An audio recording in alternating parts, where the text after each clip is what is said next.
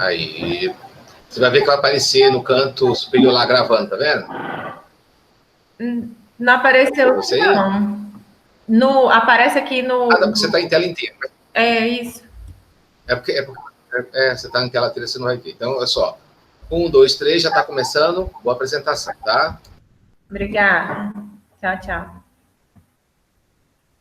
Olá, pessoal. Meu nome é Vitória Barreto e hoje eu vou apresentar a minha revisão literária acerca de um tema que eu achei não só muito interessante, como também bastante relevante, que é sobre os micro-organismos nos alimentos. E eu espero conseguir passar para vocês um pouquinho do conhecimento que eu adquiri ao fazer essa revisão. Bom, a alimentação e a nutrição constituem requisitos básicos para a proteção e para a promoção da saúde humana, refletindo diretamente na qualidade de vida de cada indivíduo. Porém, esses alimentos, durante o seu processo de produção, podem sofrer contaminações por micro-organismos ao longo de várias das etapas de elaboração, o que pode possibilitar o desenvolvimento de enfermidades de origem alimentar. Mas o que são esses micro-organismos? Esses micro-organismos são cientificamente definidos como seres microscópicos e individualmente invisíveis a olho nu. Eles são dotados da maior diversidade biológica que existe, tanto ecológica quanto morfológica e fisiologicamente falando, e eles podem ser encontrados das mais variadas formas, como vocês podem ver aí na figura 1, e também em praticamente todos os ambientes, daqueles ambientes mais simples aos ambientes mais extremos, mais complexos. Esses micro-organismos, a gente tem, eu pelo menos, tinha muito aquele preconceito de associar micro-organismos nos alimentos já com patogenicidade, por exemplo. Porém, não, pessoal, esses micro-organismos, eles podem ser muito úteis para os seres humanos. Eles estão, tanto é que na microbiologia dos alimentos, eles são classificados como úteis, deteriorantes ou patogênicos. E para vocês terem uma noção, em torno de 30% de todos os alimentos produzidos globalmente são perdidos após a colheita, globalmente falando, para vocês terem uma noção da quantidade.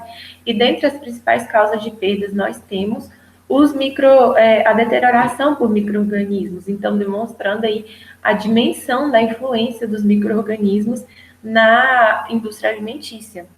Além disso, são conhecidas aproximadamente 250 doenças ocasionadas por micro-organismos patogênicos que são transmitidas por alimentos. Aqui eu trouxe um gráfico da Organização Mundial da Saúde de 2019, demonstrando que dentre as principais causas de morte do mundo, 25% podem ser atribuídas a doenças infecciosas, e dentre essas doenças estão as doenças transmitidas por alimentos, demonstrando, mais uma vez, a importância, a dimensão desses micro-organismos e a importância de conhecermos sobre o assunto. Porém, eu não posso falar só de coisa ruim. Como eu já falei, os micro-organismos, eles estão sendo, desde sempre foram muito úteis para os homens, em diferentes processos e de várias maneiras, tanto é que muitas substâncias produzidas e de considerável valor econômico são oriundas do metabolismo microbiano. Aqui na figura 2 temos exemplos de vinho, de queijos, cervejas, que a gente consegue encontrar aí no mercado com um alto valor agregado. Portanto, o objetivo da presente revisão literária foi reunir informações sobre a influência dos micro-organismos nas características dos produtos alimentícios e as formas de controle. Então, vou começar falando aqui sobre um breve histórico da microbiologia dos alimentos. No início da humanidade, a gente sabe que os seres humanos se alimentavam dos abundantes recursos fornecidos pela natureza. E o período de início de produção de alimentos data de aproximadamente 8 a 10 mil anos atrás, que foi quando os seres humanos deixaram de ser nômades, passaram a plantar o seu próprio alimento, criar os seus próprios animais e produzirem, assim, o seu alimento.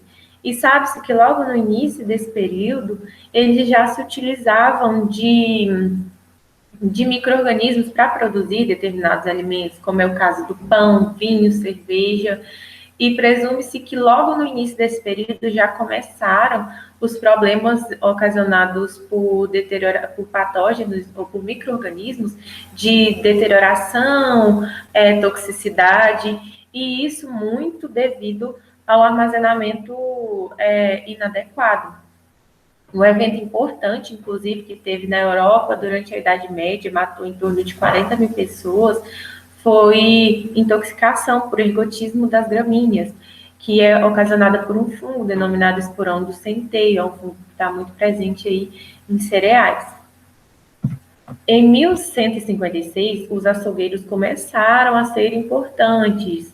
Já em 1248, eles conseguiam separar a carne que era comercializável ou não. E em 1276, na Suíça, por exemplo, já existiam leis que obrigavam a inspeção em abatedouros. Então, a gente consegue perceber que eles observavam a reação dos alimentos, eles tinham uma certa preocupação com a segurança alimentar, embora existam relatos de que eles ainda não sabiam do que se tratavam, não sabiam dessa relação dos micro-organismos com os alimentos. E esse progresso da microbiologia, ele ficou muito vinculado com o desenvolvimento de instrumentos como microscópios de maior resolução, o desenvolvimento de técnicas como técnicas de cultivo, de coloração de estruturas celulares, e tudo isso veio surgir por volta de 1683. E o primeiro a estudar essa relação dos micro-organismos com os alimentos foi Louis Pasteur, em 1837, onde ele demonstrou que o azedamento do leite ocorria por conta dos micro-organismos, era causado por micro-organismos. E em 1860 ele já até conseguia utilizar calor para remover alguns micro-organismos indesejáveis de vinho e cerveja, por exemplo. Desde então surgiram diversos avanços na microbiologia dos alimentos para chegar no que a gente tem hoje.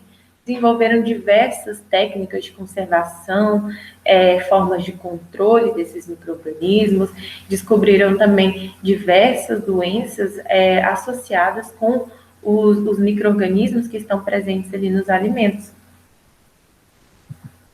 Portanto, na microbiologia de alimentos, os micro-organismos de interesse alimentício são os vírus, os fungos e as bactérias. Os vírus, eles são parasitas intracelulares obrigatórios, ou seja, eles necessitam de um hospedeiro para sobreviver. E os importantes, os de maior interesse alimentício, são aqueles que causam doenças, porque eles são inativos nos alimentos. E, embora existam poucas doenças que são causadas por vírus nos alimentos, nós temos doenças de destaque aí, por exemplo, a poliomielite, gastroenterite, hepatite A, rotavírus, norovírus. E a maioria desses vírus, eles possuem estrutura icosaédrica, como representado aqui na figura 4, e todos eles possuem RNA, e sendo a maioria de fita simples. Os fungos, eles são organismos eucariontes, ou seja, eles possuem um núcleo celular envolto por um envoltório nuclear. Eles são também heterotróficos, então eles não conseguem produzir o seu próprio alimento e podem ou não ser pluricelulares. Os fungos de interesse alimentício são classificados como bolores e como leveduras. Os bolores, eles são filamentos denominados hifas, e essas hifas em conjunto formam uma estrutura denominada micélio. E é o micélio que é responsável por fornecer esse aspecto característico dos bolores que a gente conhece, essa superfíciezinha pulverulenta. Ele pode, inclusive, apresentar colorações variadas, como vocês observam na figura 5. E esses bolores são muito interessantes, eles possuem grande importância na microbiologia dos alimentos, porque eles são responsáveis por causar a deterioração, são os maiores causadores de deterioração de alimentos. Isso acontece porque os bolores, quando comparados com as bactérias e com as leveduras, eles são menos exigentes em relação à temperatura, umidade, pH, disponibilidade de nutrientes, e eles também, quando estão em condições favoráveis, se proliferam muito facilmente. Isso acontece porque os esporos deles são abundantes e crescem muito rapidamente. E as leveduras, elas possuem esse formatozinho esférico, oval, como vocês podem observar na figura 6, e elas crescem melhor em pH mais ácido e se desenvolvem, multiplicam melhor em aerobiose, esses são dos tipos fermentativos. Inclusive, elas são uma das mais utilizadas no processo de produção de alimentos por conta dessa capacidade fermentativa. As bactérias são organismos unicelulares e procariontes, ou seja, não possuem um envoltório nuclear. São muito utilizadas no processo de fermentação ou até mesmo no controle de outras bactérias, que são, eu achei isso muito interessante, não conhecia, é o caso das bacteriocinas. Elas são polipeptídeos sintetizados nos ribossomos de bactérias láticas. E essas bacteriocinas possuem efeito bacteriocida, ou seja, matam ou inibem o desenvolvimento de outras bactérias ali no meio. E essas bactérias também são importantes na segurança alimentar, porque podem ser patogênicas e elas também podem ser deteriorantes. Então, como eu já falei na introdução, os micro-organismos de interesse alimentício, eles podem ser classificados em 3 grupos: micro-organismos produtores de alimentos ou úteis, micro-organismos deteriorantes ou micro-organismos patogênicos. E agora eu vou estar falando melhor sobre cada um. Os micro-organismos produtores de alimentos são micro-organismos que, quando estão presentes em um alimento, eles causam alterações benéficas, ou seja, eles modificam aquele alimento de forma a formar outro alimento a partir dele, como é o caso dos micro-organismos que produzem pães, vinhos e cervejas. Dentre os bolores, esses bolores são muito utilizados nessa produção de alimentos, porque eles podem produzir diversos queijos que são consumidos diretamente e diversos outros produtos também. Um gênero que tem destaque é o gênero Penicillium. Ele é um gênero que possui várias espécies que são utilizadas aí na indústria. Eu trouxe aqui exemplos como o Penicillium camembert. É um fungo que forma essa crosta, esse mofo superficial do queijo, como vocês podem ver na figura 8, e é responsável por fornecer a esse tipo de queijo um sabor característico. Ele é utilizado para produzir o queijo camembert e o queijo brie. O Penicillium roquefort é utilizado no processo de produção do queijo roquefort e ele degrada a gordura, fornecendo a esse queijo um sabor e um aroma típicos. E é ele também responsável por essas manchinhas azuladas que vocês podem ver na figura 9, que são bem características desse tipo de queijo. E uma coisa que eu achei muito interessante é que o nome do queijo faz alusão ao nome do micro-organismo que foi utilizado no seu processo produtivo. E por último, nós temos o Penicillium naugiovense. Ele é utilizado para enriquecer o sabor e o aroma do salame. Isso acontece porque ele faz o metabolismo proteico e lipídico e também ele é responsável por reduzir aquela crostazinha formada na superfície do salame. E aqui na figura 10, do lado esquerdo dá para a gente ver o penicillium bem visível em processo de maturação. E do lado direito, vocês conseguem ver o salame já pronto para comercialização, que é o salame que a gente conhece. As leveduras, elas são muito utilizadas, como eu falei, no processo de produção de alimentos. Elas são, inclusive, cultivadas industrialmente, como, por exemplo, é o caso do fermento de padeiro. Elas podem ser utilizadas até mesmo como fonte de proteínas, inclusive na alimentação animal. E em diversos processos de fermentação. Elas são responsáveis por realizar 2 tipos de fermentação. A fermentação azeda é uma fermentação que produz ácido, e a fermentação alcoólica. E um gênero de destaque que a gente tem aí é o gênero Saccharomyces, em que as espécies desse gênero possuem um alto potencial fermentativo, de fermentação. E eu trouxe o exemplo de uma espécie que produz muita coisa que a gente gosta, que é o caso da Saccharomyces cerevisiae. Ela é responsável por produzir pães, vinhos e cervejas. E dentre as bactérias, destacam-se os gêneros Lactobacillus e os gêneros Acetobacter. Os gêneros Lactobacillus, eles conseguem converter a lactose em ácido lático, o que vai diminuir o pH ali daquele alimento e inibir o desenvolvimento de outros micro-organismos nocivos. E eles são utilizados para produzir alimentos como iogurte, picles, chucrute e outros alimentos fermentados. E o gênero Acetobacter, ele realiza a fermentação acética, ou seja, ele transforma álcool em ácido acético. Ele é utilizado para produzir, por exemplo, vinagre. E falando agora sobre os micro-organismos deteriorantes. O que são esses micro-organismos? Eles são micro-organismos que, quando estão presentes em um alimento, causam alterações químicas prejudiciais, ou seja, o que nós chamamos de deterioração. Alteram a cor, odor, sabor e textura de um alimento determinado.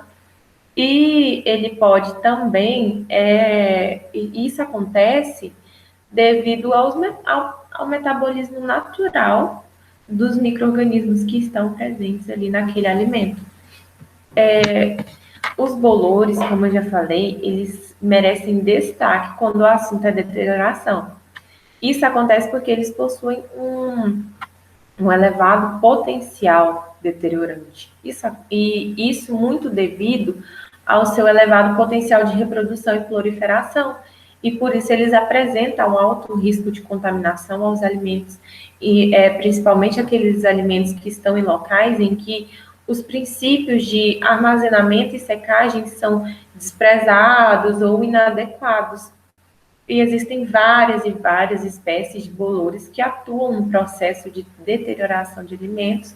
E eu trouxe aqui alguns exemplos de bolores que afetam várias e várias culturas. Como, iniciando aqui pelo Aspergillus glaucus, ele é responsável pela deterioração de diversas culturas, como trigo, arroz, milho, soja, cevada. O Botrytis cinerea, segundo exemplo, ele também acomete em torno de 26 culturas. Ele é responsável por causar a podridão cinzenta, que é o desenvolvimento desse mofo acinzentado na superfície do fruto, como vocês podem ver na figura 17. E aqui eu trouxe o exemplo do morango, mas ele pode, como eu já falei, acometer diversos alimentos, como, por exemplo, a uva. O Rhizopus stoloniferi, ele é o responsável por causar a podridão mole, que é, como representada aqui na figura 18, é uma podridão aquosa. Ele pode acometer frutos em todas as suas fases de desenvolvimento. O gênero Penicillium. Eu citei o gênero Penicillium como micro-organismos úteis. Realmente, ele possui espécies que são muito úteis, porém, ele possui espécies que também são deteriorantes, que é o caso de espécies que são deteriorantes de cereais e de frutos. E o gênero Mucor. Ele é um gênero que ele consegue deteriorar a superfície do ovo. E quando o micélio atinge o interior do ovo, ele causa podridão. Ele também pode contaminar a carne em várias etapas do seu processo, do seu processamento, e pode até mesmo causar podridão em frutos, hortaliças e grãos, como é o caso do tomate, da cebola, do feijão. E falando agora sobre as leveduras deteriorantes. O gênero a espécie Saccharomyces cerevisiae, eu já citei ela também como uma espécie muito útil, porém ela pode estar frequentemente envolvida em alterações indesejáveis em alguns casos isolados, que é o caso do mel, da maionese, de frutas. E as bactérias deteriorantes. Dentre as principais espécies de bactérias, nós temos a Escherichia coli. Ela é uma bactéria que, inclusive, indica contaminação por fezes, e quando ela está presente no alimento, ela pode causar algumas alterações indesejáveis. Temos também Lactobacillus cereus. Ela é uma bactéria responsável por alterar a viscosidade do leite, como representado na figura 22. Ela também pode desenvolver um limo superficial na carne, que é o aparecimento daquela mancha escurecida. Algumas espécies de bactérias do gênero Bacillus estão envolvidas também na deterioração de alimentos já processados. Isso acontece porque existem algumas espécies, como a Bacillus subtilis e a Bacillus coagulans, que desenvolvem esporos que conseguem resistir ao tratamento térmico. Então, o alimento, mesmo após o processamento, mesmo após estarem acondicionados em uma embalagem, pode conter essas bactérias e elas podem causar a deterioração desses alimentos. O gênero Clostridium, ele é um gênero que causa a rancificação do leite. O que é isso? É degradar a gordura do leite. E ele também pode ocasionar a putrefação da carne, que é como se fosse o apodrecimento da carne, alterar aspectos da carne. Ele pode causar também o estufamento de latas, porque ele pode produzir gases. Algumas espécies podem produzir gases em alimentos que estão enlatados, causando aquele estufamento.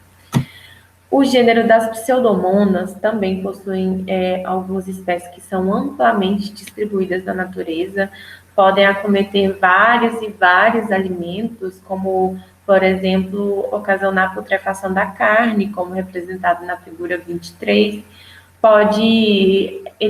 Tem algumas espécies que conseguem se desenvolver sobre refrigeração e dominar a flora bacteriana que está presente ali na carne.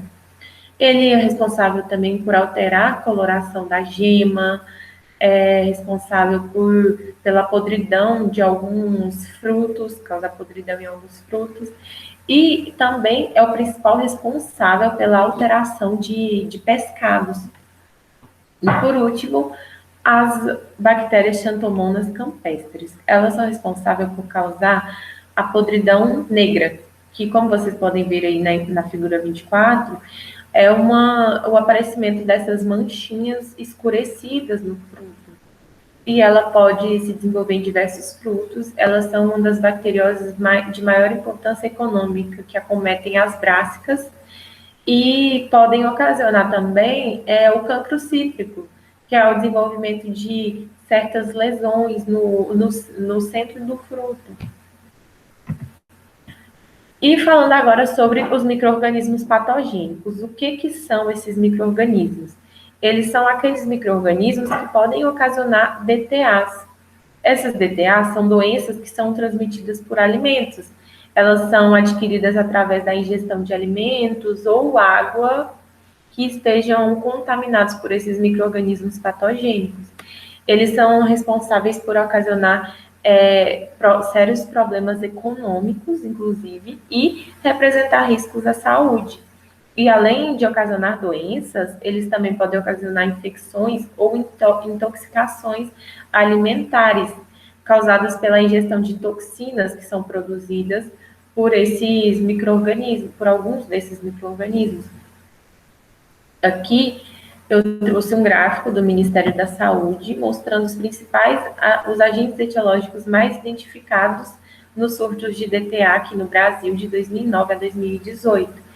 E vocês podem ver aí que foram 2.431 surtos, um número bem alto de surtos, onde tiveram em torno de 6.800 casos, 731 casos, 31 pessoas precisaram ser hospitalizadas e 9 óbitos foram identificados devido a essas DTAs. E dentre os principais agentes etiológicos, nós temos aí a Escherichia coli, responsável por 23,4% desses surtos, seguido do gênero Salmonella, que é responsável por 11,3% desse surto. Posteriormente, Staphylococcus aureus, 9,4%, coliformes por 6,5%, norovírus com 3,9%, rotavírus 3,1%, Shigella responsável por 3% dos casos, bacilos cereus 2,3% desses casos, Clostridium perfringens 1,6% e por último o vírus da hepatite A responsável por 1,2% desses 2.431 surtos. E aqui nós temos um perfil epidemiológico traçado pelo Ministério da Saúde, que foi publicado em 2017. Ele demonstra as proporções de agentes etiológicos identificados nos surtos de DTA de 2007 a 2017, onde eles atribuíram 95,9% desses casos às bactérias.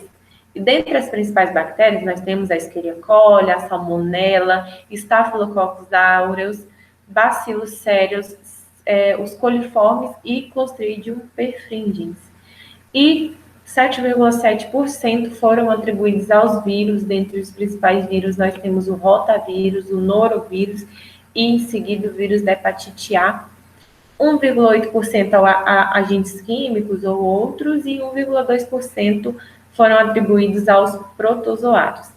E para vocês terem uma noção, 70,6% não foram identificados. Então, é muito difícil identificar de onde vem, de onde surgiram essas DTAs.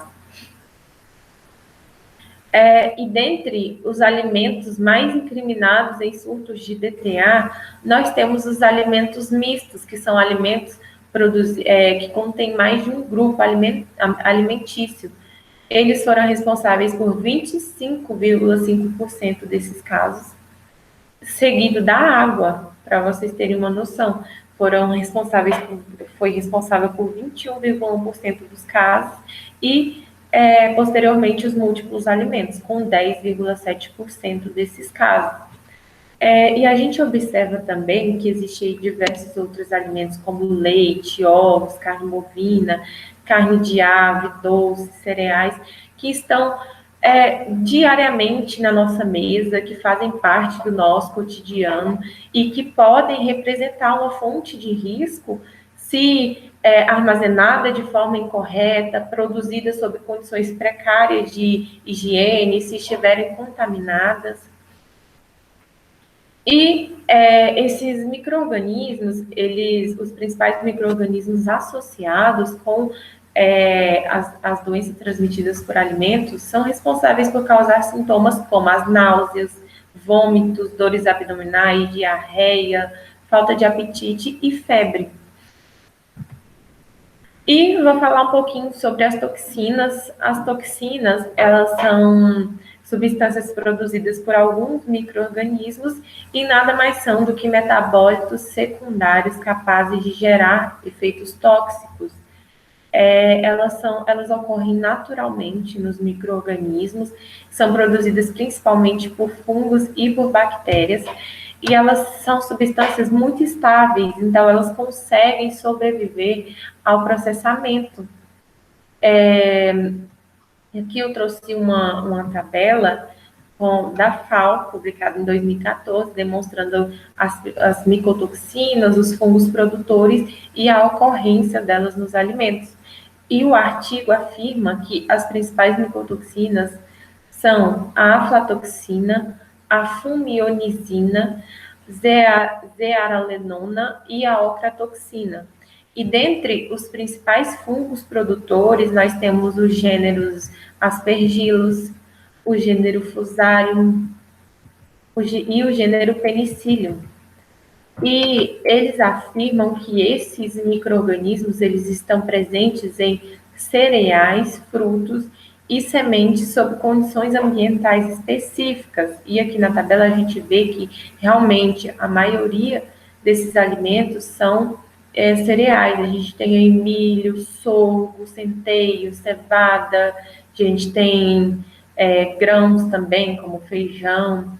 E temos até mesmo frutos, como eu falei, como é o caso do figo, tem até oleaginosas e leite e seus derivados. Então, eles são produzidos aí em bastante alimentos que a gente consome bastante. E, de acordo com a FAO, cerca de 25% de todos os alimentos no mundo estão contaminados por micotoxinas. Isso inclui até mesmo os alimentos que já foram processados, porque, como eu falei para vocês, esses alimentos, eles são bastante estáveis, então eles conseguem sobreviver ao processamento. E a Anvisa, inclusive, determina limites de tolerância para toxinas nos alimentos, porque isso, quando consumido em excesso pelos seres humanos, podem causar sintomas como náuseas e vômitos e problemas nos rins, fígado e no cérebro. E quais são as fontes de contaminação desses alimentos, né? Como que o micro-organismo consegue chegar até o alimento para transmitir uma doença ou para deteriorar aquele alimento?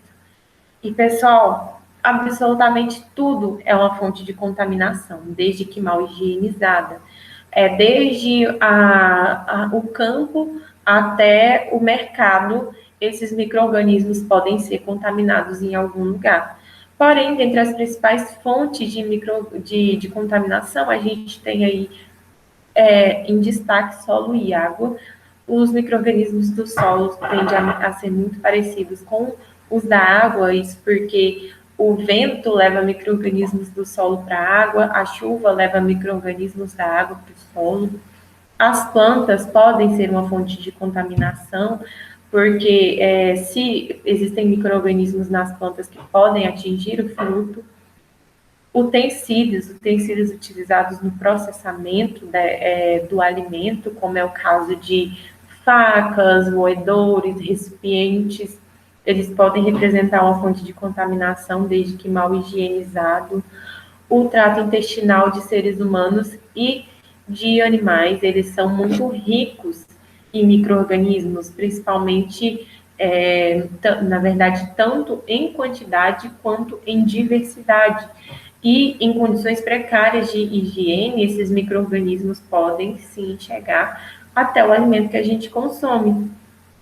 Os manipuladores de alimento são uma fonte de contaminação, porque, como eu falei, como eu estou batendo na tecla, a falta de higiene pode ocasionar contaminação do alimento. Então, esses manipuladores, eles podem, desde que não tenham certa noção dos riscos, podem contaminar esses alimentos. Ração pode ser fonte de contaminação, como, por exemplo, pode transmitir doenças como a salmonela. O animal fica contaminado e os produtos advindos desse animal também estarão. A nossa pele também constitui um meio muito rico de micro-organismos, então ela pode ser uma fonte de contaminação quando em contato com os alimentos, e até mesmo ar e pó, porque a gente sabe que existem micro-organismos que estão aí no ar e que pode contaminar um alimento exposto.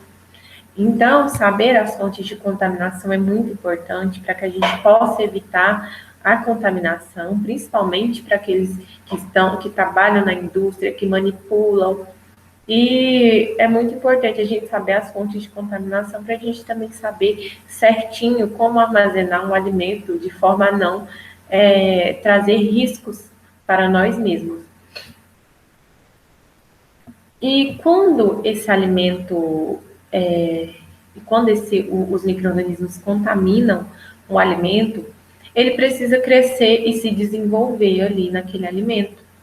E existem diversos fatores que afetam o crescimento microbiano em um alimento.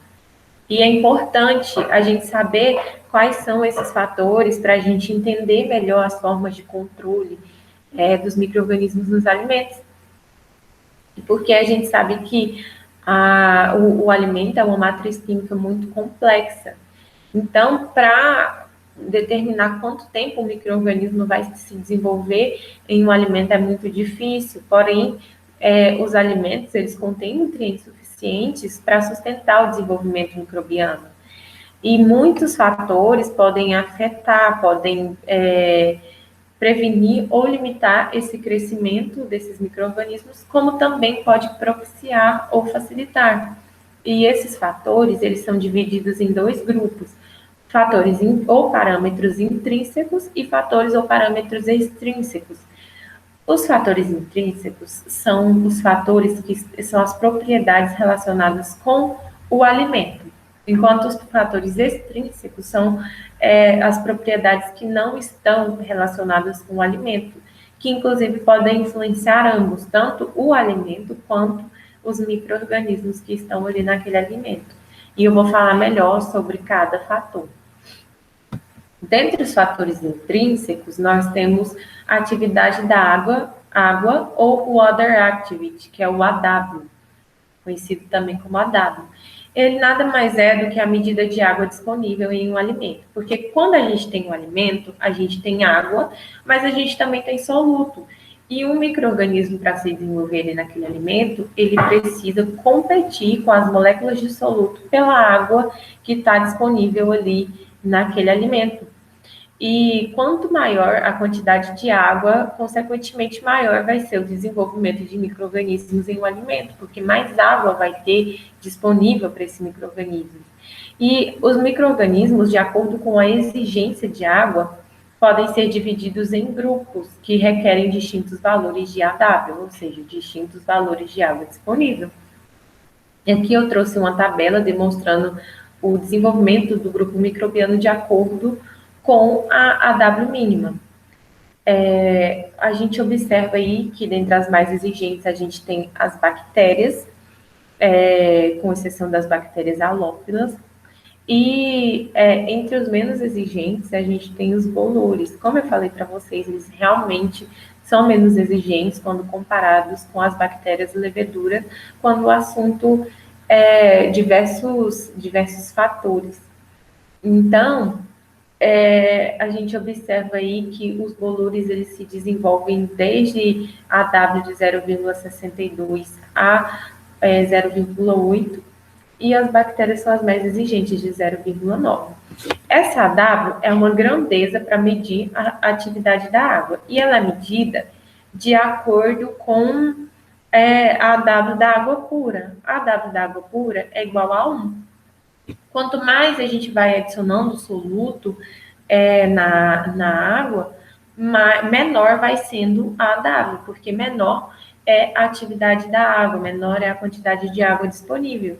E quanto menor é essa AW, mais dificuldades os micro-organismos têm de se desenvolver. Então, realmente, aí, os bolores são os menos exigentes, conseguem se desenvolver melhor em AWs mais baixas. O pH e a acidez é um fator muito importante para o desenvolvimento de micro-organismos, porque o pH ele possui valores mínimo, valores ótimos e valores máximos para o seu crescimento. Então, ele pode tanto facilitar, permitir o desenvolvimento de um micro-organismo ali, como também inibir. Aqui na tabela 3, temos a faixa de pH para o crescimento de alguns micro-organismos. E vocês podem observar que o pH ótimo para a maioria dos micro-organismos é aquele pH próximo da neutralidade. Então, e como eu já disse anteriormente, as leveduras aí, então, como elas crescem melhor em ambientes mais ácidos, de 4 a 6,5, tanto é que em pH acima de 8,5 ela não cresce mais. E ela pode, e os bolores também, como em relação a outros fatores, eles são menos exigentes, eles conseguem se desenvolver em uma faixa muito ampla de pH, que vai desde 1,5 até 11. E os alimentos, de acordo com o valor do seu pH, eles podem ser classificados em 3 grupos. Alimentos pouco ácidos, que possuem pH acima de 4,5. Nesses alimentos, a microbiota é bastante variável, porque é a faixa de pH ideal para a maioria dos micro-organismos, como eu mostrei. Os alimentos podem ser classificados como ácidos, que é com pH entre 4 e 4,5. A microbiota neles já é mais restrita. E muito ácidos, pH menor que 4. E a microbiota é bastante restrita. Então, quanto mais ácido, mais restrita é a microbiota. Nesses alimentos mais ácidos, nós temos como principais desenvolvedores, como micro-organismos que conseguem se desenvolver, os bolores, as leveduras e as bactérias láticas. Potencial de oxidorredução também é um fator do alimento que é importante. Esse potencial ele é definido como a facilidade de um substrato para ganhar ou para perder elétrons, ou seja, a facilidade de um substrato de fixar ou não oxigênio. E os micro-organismos, eles variam muito de acordo com a necessidade de oxigênio. E eles também, de acordo com essa necessidade, podem ser divididos em grupos, em 4 grupos diferentes, que é o grupo dos aeróbios, necessitam de oxigênio para sobreviver. Aí, nesse grupo, a gente tem a maioria dos micro-organismos, como bactérias, principalmente os micro-organismos deteriorantes, como bactérias, bolores, leveduras. Temos os micro-organismos anaeróbios. O grupo dos micro-organismos anaeróbios, eles não necessitam do oxigênio para sobreviver, eles conseguem sobreviver sem ele. E nesse grupo a gente tem algumas bactérias patogênicas e deteriorantes. Os micro-organismos facultativos são aqueles que conseguem sobreviver em ambos os casos, tanto em condições de oxigênio, onde eles fazem processo de respiração aeróbica, quanto em condições da falta dele, né, em que eles fazem processos anaeróbicos. É o caso dos tipos fermentativos. E os microaerófilos, eles são aqueles que necessitam de oxigênio, porém em condições mais baixas, como, por exemplo, as bactérias láticas. E, por último, a disponibilidade de nutrientes, porque os micro-organismos, assim como a gente, necessita de nutrientes para se desenvolver. E, de acordo com a quantidade de nutrientes em um alimento, pode ocorrer um aumento ou uma diminuição na quantidade de micro-organismos que vivem ali naquele alimento. Eles passam a competir por nutrientes. Mas a gente sabe que a maioria dos alimentos possui nutrientes necessários, quantidades suficientes para desenvolvimento de micro-organismos. E uma coisa que eu achei muito interessante é que existem alguns produtos de origem animal e vegetal que que são bem estáveis, que eles não se deterioram facilmente. Isso acontece porque eles possuem antimicrobiano em sua constituição, além de nutrientes. E esses antimicrobianos, eles são substâncias que estão naturalmente presentes nesses produtos, que possuem a capacidade de retardar ou de inibir a multiplicação microbiana. Como exemplo, a gente tem o eugenol, que é uma substância que está presente em cravo e canela, por exemplo, e o timol, que está presente em orégano.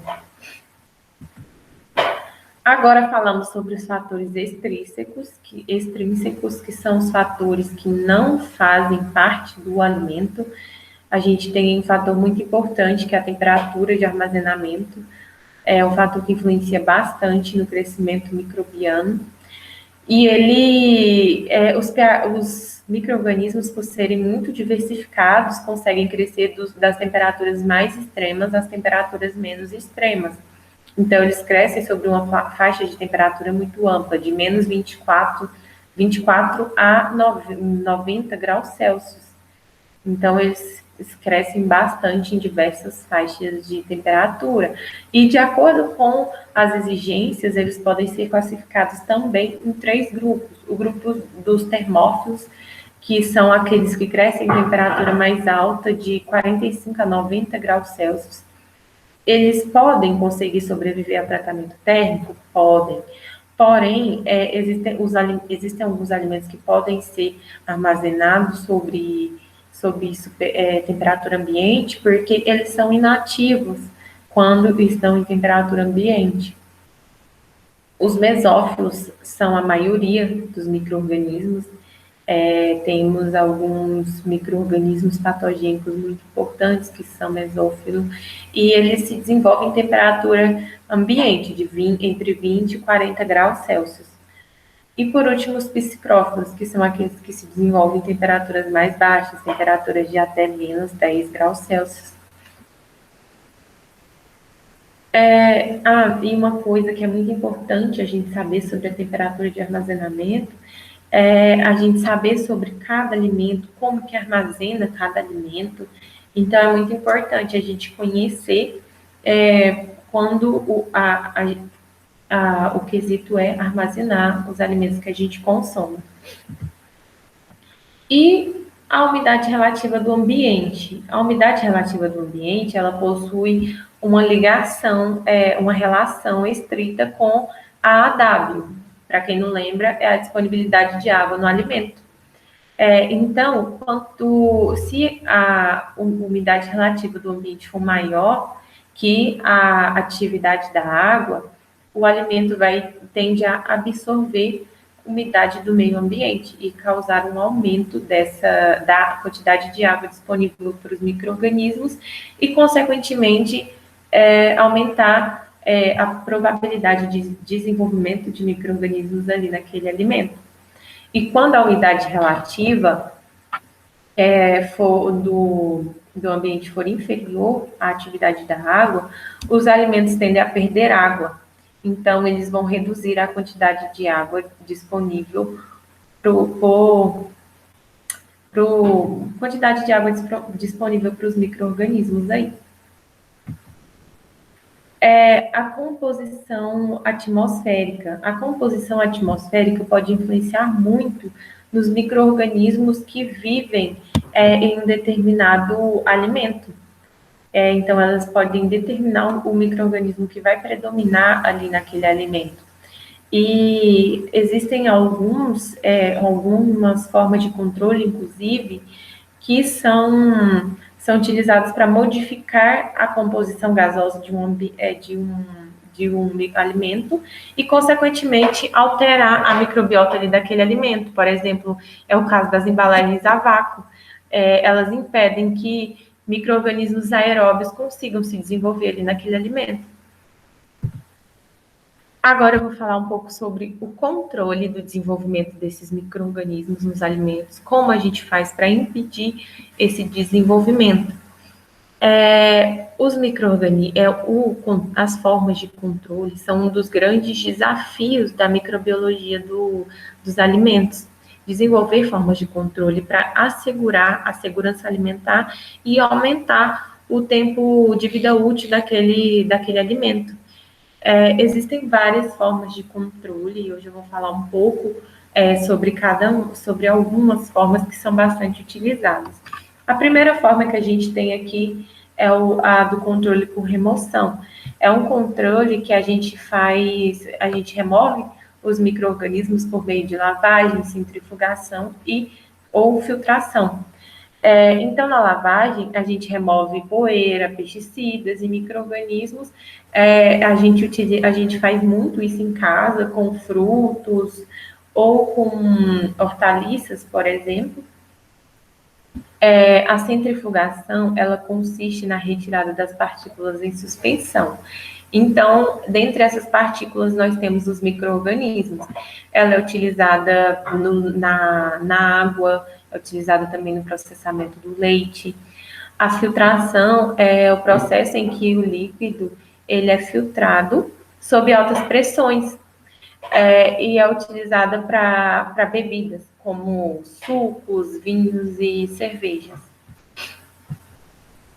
Manutenção das condições atmosféricas. Como eu falei, a atmosférica, ela determina as condições atmosféricas determinam os micro-organismos que vão sobreviver ao alimento. E modificar essas condições nada mais é do que substituir o oxigênio por outros gases. Esse oxigênio pode ser total ou parcialmente substituído. E dentre os métodos mais empregados industrialmente atualmente, nós temos a questão da embalagem que contém diferentes combinações entre nitrogênio, oxigênio e gás carbônico. Existem também alguns gases que são utilizados com o intuito de controlar o desenvolvimento microbiano, como, por exemplo, o dióxido de carbono. Ele exerce efeito antimicrobiano, então ele inibe o desenvolvimento ou mata os micro-organismos. Inclusive, muitos países usam a técnica de 10% de dióxido de carbono para a conservação dos frutos. Por quê? Ele retarda o amadurecimento do fruto, além de retardar também a putrefação ocasionada por fungos. Nós temos também os óxidos de etileno.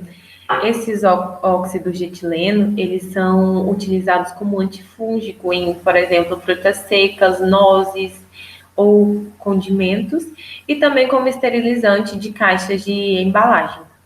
O ozônio também, ele possui um alto potencial de oxidação, então ele se decompõe em O2, e ele é utilizado no tratamento da água, na esterilização do interior de garrafas e no retardamento do crescimento de micro-organismos nos alimentos, para que esses alimentos possam ficar armazenados por um maior período de tempo.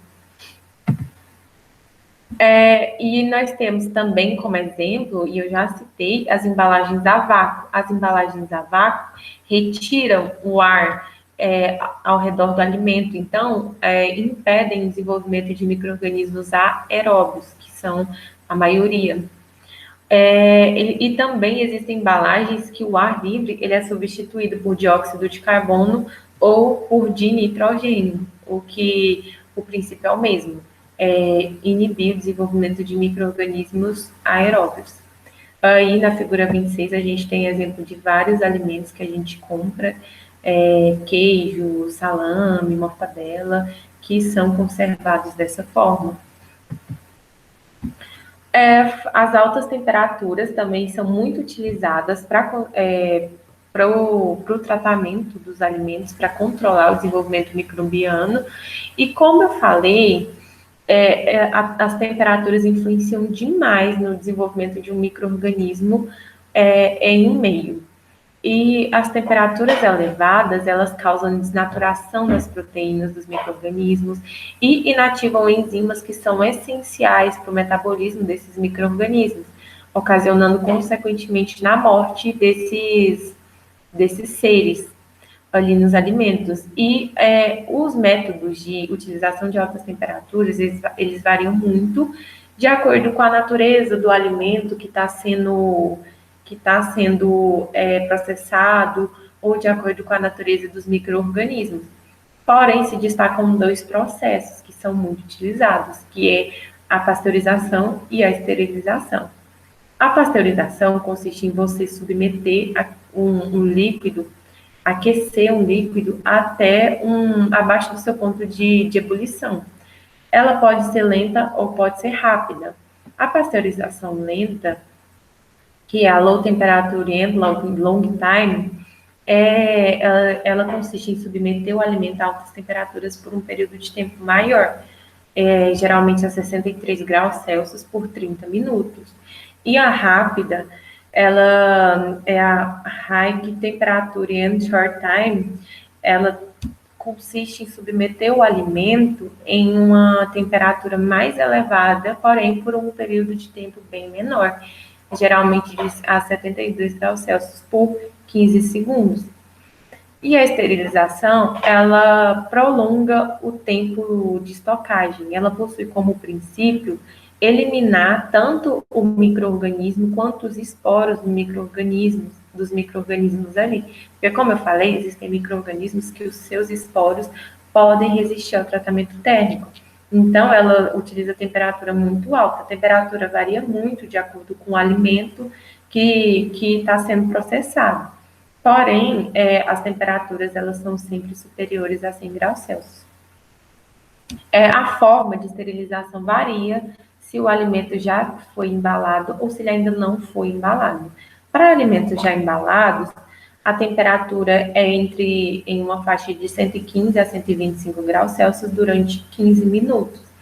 E para alimentos que ainda não foram embalados, a temperatura utiliza um método que a gente conhece bastante, que é o método de ultra high temperatura, é utilizado inclusive no leite. Ele consiste em submeter o alimento a uma temperatura em torno de 135 a 150 graus Celsius durante um período de tempo curto, em torno de 2 a 5 segundos. Desidratação também é um processo muito utilizado para a conservação dos alimentos, porque diminui o conteúdo de água disponível para os micro-organismos, então, consequentemente, diminui o desenvolvimento de micro-organismos ali naquele alimento. Então, ela vai diminuir o conteúdo da água do alimento até que iniba o desenvolvimento dos micro-organismos e, consequentemente, dos produtos metabólicos desses micro-organismos. Ela acontece principalmente de duas formas, que é através da circulação do ar quente e seco, através do alimento, e a liofilização.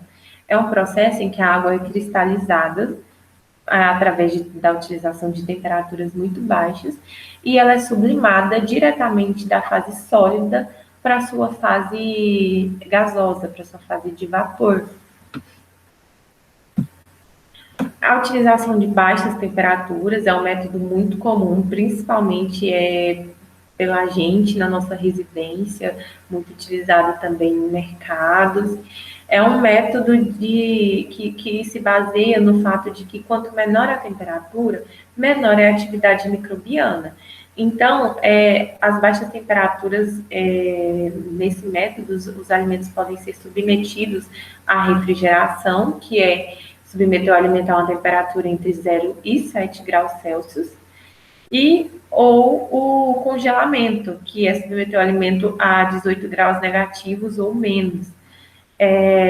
O congelamento, ele é um dos métodos que mais conservam o sabor, a textura e a aparência do alimento. Então, por isso ele é um método muito utilizado. E esses métodos também podem ser associados a outros métodos de controle, como, por exemplo, a utilização de embalagens a vácuo, a cura da carne, por exemplo.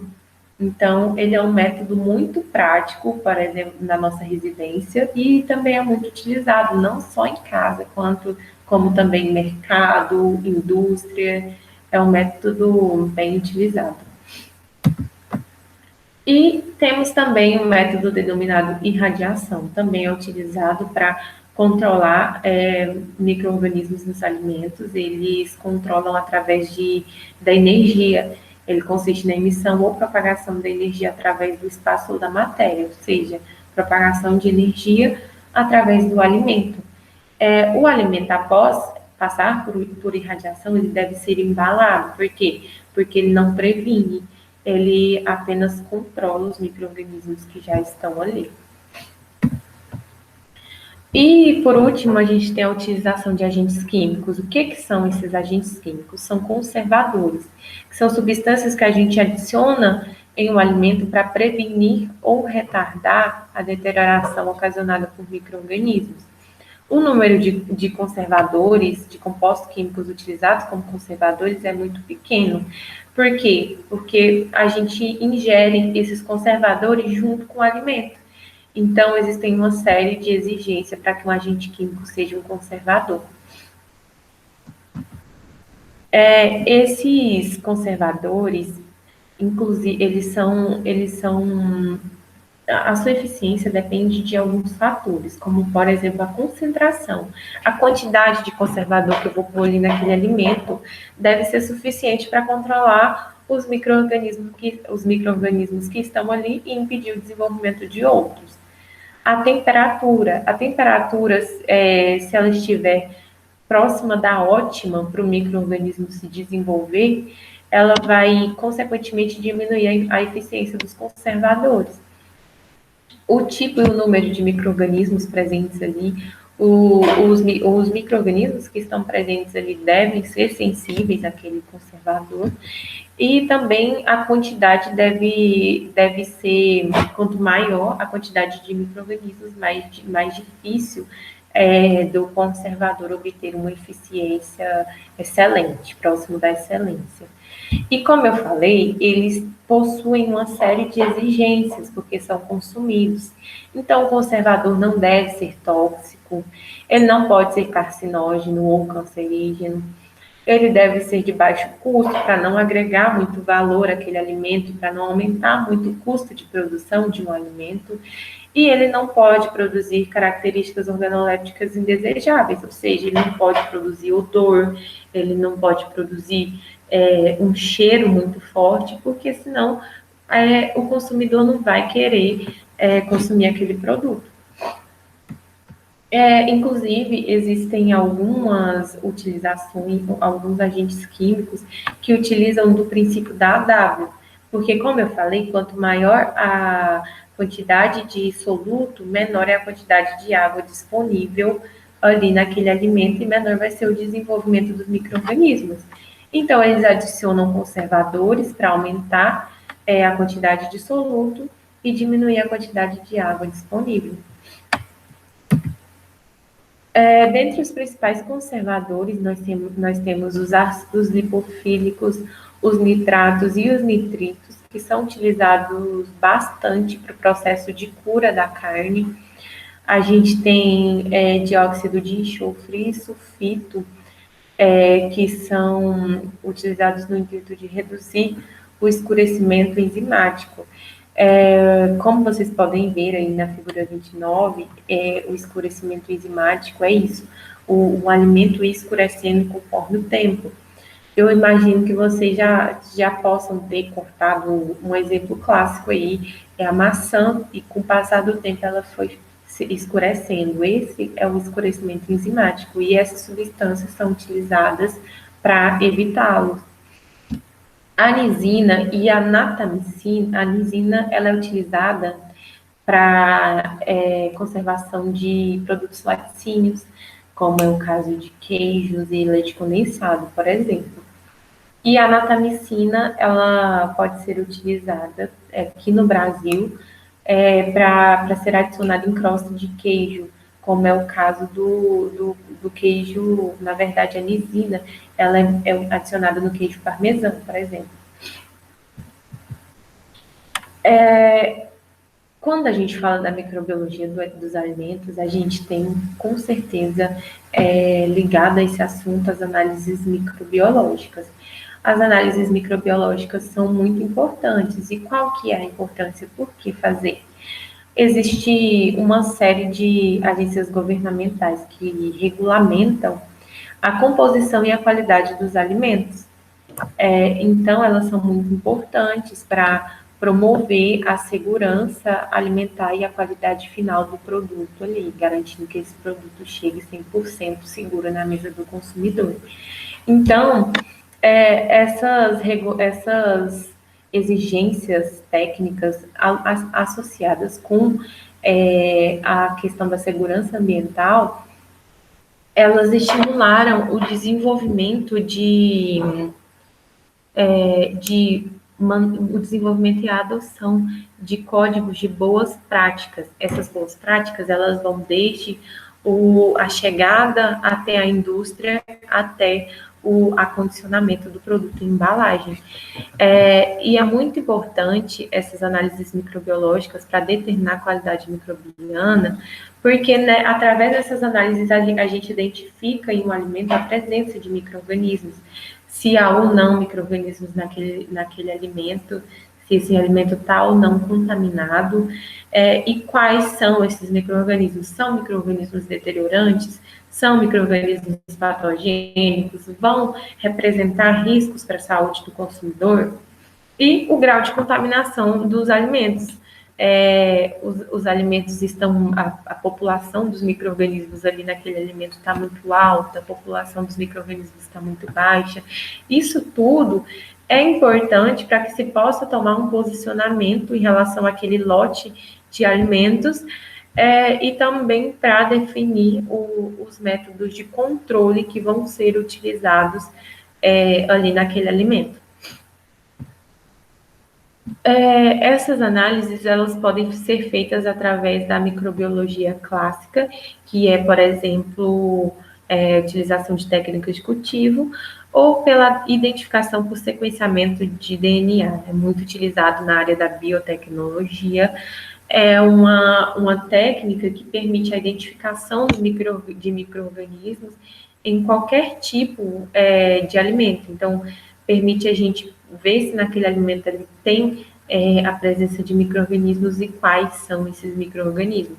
E existem diversos tipos de análises para determinar a presença de micro-organismos diversos, como, por exemplo, a análise de contagem de coliformes fecais, a identificação da salmonela, a identificação da víbrio cólera, identificação e contagem total da Escherichia coli, que é patogênica, como eu falei, ela é uma das principais causadoras de surtos, identificação da Listeria monocytogenes e a contagem total da Clostridium perfringens. Portanto, o controle da qualidade dos alimentos, como eu falei, ele é um dos principais desafios aí da microbiologia dos alimentos. E, através de análises microbiológicas, temos uma constante busca para aprimorar e desenvolver novas tecnologias com o intuito de aumentar a qualidade do produto que é fornecido para o consumidor de garantir que esses produtos sejam seguros ali nos consumidores finais. Falando agora sobre a legislação, como eu falei, os micro-organismos nos alimentos fornecem muitos riscos, então temos aí uma legislação que assegura que esses alimentos cheguem até a nossa mesa de forma mais segura. E quais são esses órgãos legisladores aqui no Brasil? Nós temos a Anvisa, que é a Agência Nacional de Vigilância Sanitária, que atua em conjunto com o Ministério da Saúde. E eu vou falar agora sobre algumas normas, alguns aspectos que foram algumas resoluções que foram desenvolvidas no intuito de assegurar essa segurança alimentar, de garantir que esses alimentos vão ser produzidos seguindo-se boas práticas. Então, temos a resolução da diretoria colegiada, número 12, é uma resolução muito importante, ela foi publicada em 2 de janeiro de 2001, é uma resolução que estabelece padrões microbiológicos sanitários para os alimentos. Então, ela assegura a qualidade final do alimento e também a segurança alimentar. Através dela, a Anvisa determinou a classificação dos alimentos segundo o risco epidemiológico. Ela determinou também métodos de análise que devem ser utilizados para determinar os micro-organismos ali nos alimentos, e o plano de amostragem, ou seja, número e tamanho da amostra que é necessária. Além disso, ela determina critérios para a conclusão e interpretação dos resultados dessas análises. Por exemplo, quando a gente entra no site da Anvisa e pesquisa RDC número 12, a gente encontra uma tabela enorme de limites de tolerâncias para os micro-organismos de acordo com o grupo alimentar. Então, lá a gente encontra praticamente todos os grupos alimentares. Aqui eu trouxe o exemplo em que nós temos como grupo as frutas, os produtos das frutas e similares. E na primeira coluna aí, eles falam quais são os frutos, se são morangos, por exemplo, aqui nós temos o caso dos morangos frescos e das frutas frescas. Na segunda coluna, temos os micro-organismos que podem estar presentes nesses alimentos, como é o caso dos coliformes e da salmonela. A salmonela, ela não é identificada por quantidade, ela é identificada somente se está presente ou se está ausente. Então, na terceira coluna, a gente vê os limites máximos, os limites de tolerância máximos que esses micro-organismos podem estar em um determinado alimento. Então, a gente percebe que em um mesmo micro-organismo pode variar, os limites máximos pode variar de acordo com o alimento, que é o caso aí dos coliformes. Os coliformes, os limites de tolerância são bem menores nos morangos frescos quando comparados às frutas frescas. A RDC número 7 é uma resolução de 18 de fevereiro de 2011. Ela possui como objetivo estabelecer limites máximos permitidos para micotoxinas nos alimentos, limites máximos tolerados. Como eu falei para vocês, as micotoxinas, elas podem, quando consumidas em excesso, causar diversos danos à saúde do consumidor. Então, a RDC número 7 veio aí para estabelecer limites dessas toxinas em um alimento. Então, aqui, na tabela 5, nós temos os limites de tolerância para micotoxinas e de acordo com o tipo de alimento. Então, nós temos na primeira coluna as micotoxinas, as principais, a ocratoxina, desoxivalenol, a fumonizina e a zearalenona. Na segunda coluna, os alimentos, temos cereais para processamento, trigo, massas, biscoitos, pães. Temos diversos alimentos que são alimentos em que os riscos de possuírem essas micotoxinas são altos. E na terceira coluna, nós temos os limites máximos tolerados. Esses limites, eles são medidos em micrograma por quilo. Então, ele pode variar muito de acordo com a micotoxina. Então, quanto mais tóxica, menor é o limite. E quanto menos tóxica, maior é o limite. A gente vê aí que ela pode variar desde 20 a 5.000 microgramas por litro. A RDC número 14 é uma resolução de 28 de março de 2014. Ela dispõe sobre matérias estranhas microscópicas que estão presentes nos alimentos e os limites de tolerância. Eu trouxe essa tabela demonstrando os limites de tolerância para matérias estranhas microscópicas em alimentos. É uma tabela também muito grande que tem lá no site da Anvisa, que demonstra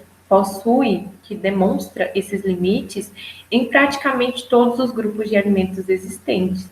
E aqui eu trouxe ela no intuito de mostrar o que são essas matérias estranhas. Até eu fiquei assustada. Tem muitas matérias estranhas que são permitidas nos alimentos, porém tem limite de tolerância, como fragmento de insetos, tem até mesmo pelos de ratos. Aqui temos como exemplo fungos. Para determinar os fungos, eles fazem a contagem dos micélios. E a unidade de medida varia muito. Por exemplo, elas podem ser de unidade em gramas de alimento, ou aqui no caso do fungo, de campo, eles permitem uma porcentagem de campos positivos para determinados alimentos. Então, aqui temos o exemplo de frutas e produtos de frutas e similares. Eles também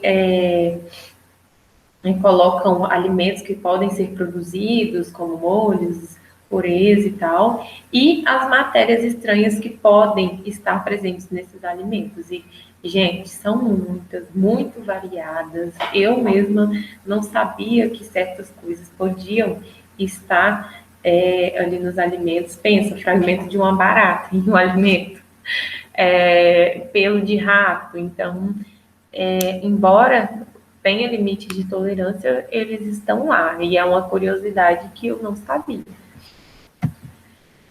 A RDC número 331, ela é uma resolução de 23 de novembro de 2019, ela é bem recente e determina que os alimentos, eles não podem conter micro-organismos patogênicos, as toxinas desses micro-organismos ou os metabólitos deles. Então, é uma resolução aí muito interessante, que eu acredito que vai diminuir bastante os casos de DTA.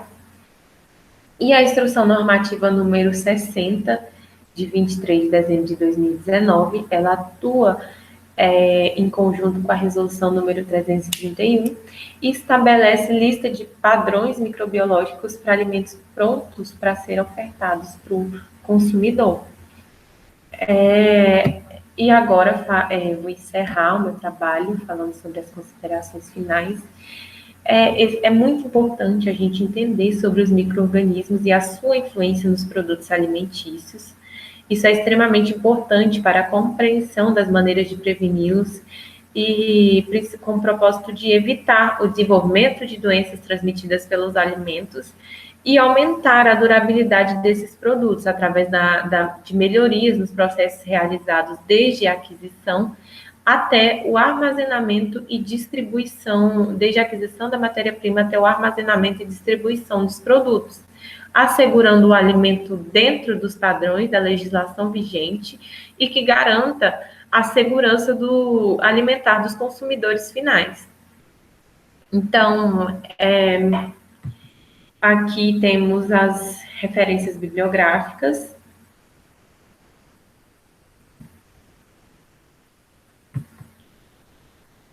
Referências de imagem.